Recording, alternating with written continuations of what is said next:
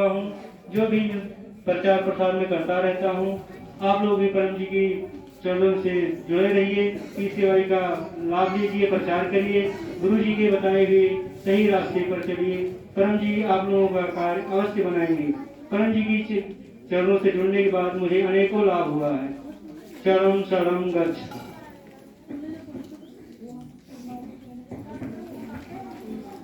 परम धाम में उपस्थित सभी परम भक्त शरणम शरणम गच्छामि। हमारा नाम संतोष पांडे है। हमारा राम जानकी मार्ग डुमरिया बाजार के पास पड़ता एक ग्राम है। मैं पिछले मार्च के महीने से परम धाम से जुड़ा हूँ। परम धाम से जुड़ने के बाद अनेकों लाभ हुए हैं। हमारे पिताजी की बात से उनकी बीमारी के दौरान एक हमारे गुरु जी थे, उन्होंने बताया और मैं यहाँ पर जुड़ा। हमारे बहुत अनुभव हमने देखा। अभी आपको तत्काल बताऊं कि मकर संक्रांति के पावन पर्व के 2-3 दिन पहले से पिताजी की स्थिति बहुत बिगड़ गई थी। लग रहा था कि उनको हॉस्पिटल ले जाना पड़ेगा और वो बीमार होते हैं तो स्थिति बहुत बिगड़ती है। हम लोग सोचते क्या होगा। तो हम मकर संक्रांति के एक दिन पहले शाम को आए। हमने कहा कि चले और परम जी से आदेश ले लें, हो सकता है कि हम लोग कल ना आ पाए। हम आए और गुरु जी से बताए। परम जी ने फिर जल बना के दिया। हम घर पर गए, पत्र करके पिताजी को जल दे दिए।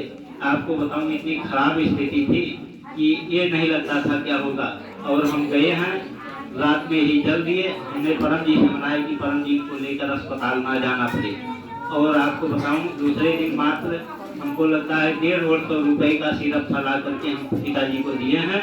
और वही सिरप पीने के बाद उनको आराम हो गया, वो पूरी तरह से ठीक हो गए और उनको अस्पताल नहीं ले जाना पड़ा। वैसी स्थिति में शायद हम अस्पताल ले गए होते तो 20-25 हजार रुपये अस्पताल वाले उनको देख करके जमा करवा लेते, लेकिन उन्हें अस्पताल नहीं ले जाना पड़ा। तो ऐसा हमने देखा है कि परम जी को याद किया जाए। एक चीज हमने भक्तों और देखा है कि हम चाहे हनुमान चालीसा पढ़े, रामायण पढ़े या किसी से भी उतरे तो हम पढ़ते तो हैं लेकिन मन नहीं लगाते हैं। किसी भी कार्य को करने में एक चीज जानिए कि पूर्ण विश्वास हो और पूर्ण मन लगा रहे। जिस तरह से अपने माँ का अपने बेटे में मन लगा रहता है कि हमारे बेटे को दर्द ना हो, एक मतलब भाई को बहन में, बहन को भाई, किसी से भी इस तरह से मन लगा रहता है कि इसको दर्द ना हो, हमारे हाथ को कटने से दर्द ना हो। तब जाकर के आपको समझ लीजिए कि उसके असली लाभ की प्राप्ति तब होगी जब पूर्ण विश्वास हो।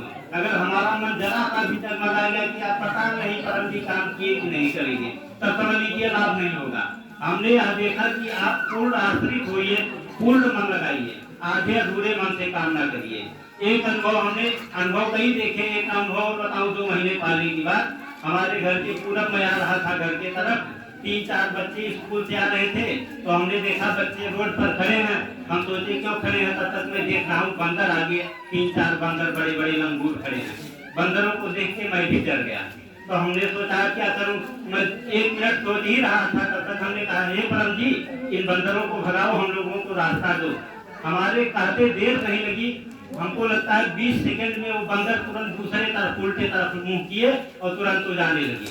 तो हमने ऐसा देखा है, कई बार ऐसे अवसर आए हैं जीवन में हमारे 7-8 महीने के दौरान।